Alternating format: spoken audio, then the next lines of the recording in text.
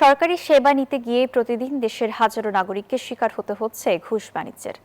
হয়রানির ভয়ে এমন অন্যায়ের প্রতিবাদও করেন না অনেকেই। সমাজের এই অপকর্মের কথা যেন যে কেউ সহজেই জনসম্মুখে তুলে ধরতে পারেন, সেই সুযোগ নিয়ে এসেছে ঘুষ.সাইট। বেসরকারি এই সাইটটি চালুর 4 দিনেই জমা পড়ে 4,000-এর বেশি অভিযোগ। এতে ঘুষ হিসেবে দাবি করা অর্থের পরিমাণ 64 কোটি টাকা। বিরামে অভিযোগ জানানোর এমন প্ল্যাটফর্ম নিয়ে আশাবাদী বিশ্লেষকরা। শিহাব জাহিদের রিপোর্ট। ঘুষ.সাইট ওয়েবসাইটে নিচের দিকে নামতেই চোখে পড়ে দেশের সরকারি সেবার এক ভয়াবহ চিত্র। কোনো ধরনের অ্যাকাউন্ট না খুলে বা নিজের পরিচয় প্রকাশ ছাড়াই যে কোনো নাগরিক মাত্র 2 মিনিটে লিখে জানাতে পারছেন সরকারি সেবা নিতে কোথায় কী পরিমাণ ঘুষ দাবি করা হয়েছে। সরকারি দপ্তরের নাম, সেবার ধরন, এলাকা আর কত টাকা দাবি করা হয়েছিল, এই 5 তথ্যে উন্মোচিত হচ্ছে দুর্নীতির নতুন খতিয়ান। মাত্র 3-4 দিনের পরিসংখ্যানই যেন থমকে দেওয়ার মতো।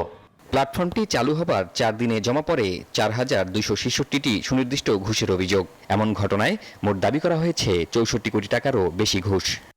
বিভাগগুলোর মধ্যে ঘুষের অভিযোগে শীর্ষে ঢাকা 1,889টি, দ্বিতীয় চট্টগ্রাম 981টি, খুলনা তৃতীয় 212টি, আর সবচেয়ে কম বরিশালে 168টি। বেসরকারি উদ্যোগে তৈরি এই ওয়েবসাইটের পেছনে আছেন তথ্য প্রযুক্তি সংশ্লিষ্ট 2 ব্যক্তি। তারা বলছেন, এই সাইটের তথ্যের সুরক্ষায় রয়েছে মডারেশন ব্যবস্থা। ব্যক্তিগত বা আক্রমণাত্মক কিছু থাকলে তা বাদ দিয়ে তথ্য প্রকাশ করা হচ্ছে।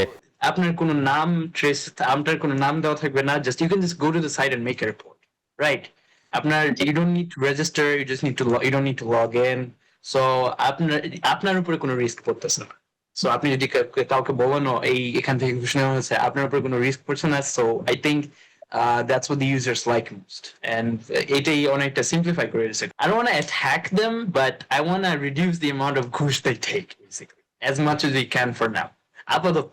But after that, maybe we'll get rid of the ঘুষ entirely. Bashundhara public school and college 2026 শিক্ষাবর্ষে ভর্তি চলছে।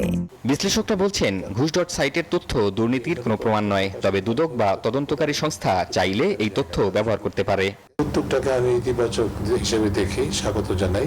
বাংলাদেশের আইন অনুযায়ী দুদকও কিন্তু ওই বেনামি অভিযোগকে গুরুত্ব দিতে পারে না, কিন্তু আবার দুদকের আইনেই কিন্তু আছে যে স্বপ্রণীতভাবে কিন্তু দুদক পদক্ষেপ গ্রহণ করতে, কারণ সম্পর্কে দুর্নীতি তথ্য পেলে অভিযোগ ছাড়াও কিন্তু দুদক অ্যাকশন নিতে পারে। কাজে এই ক্ষেত্রে এই জন্য আমি বলছি, যদি অতটুকু তথ্য পাওয়া যায় যে কোন প্রতিষ্ঠানে, কোন জায়গায়, কোন জেলায় বা কোন সেবা খাতে কোন পর্যায়ে এই অনিয়োগটা হয়েছে, তাহলে এটাকে চিহ্নিত করে জবাবদিহিতার আওতায় আনা সম্ভব হতে পারে।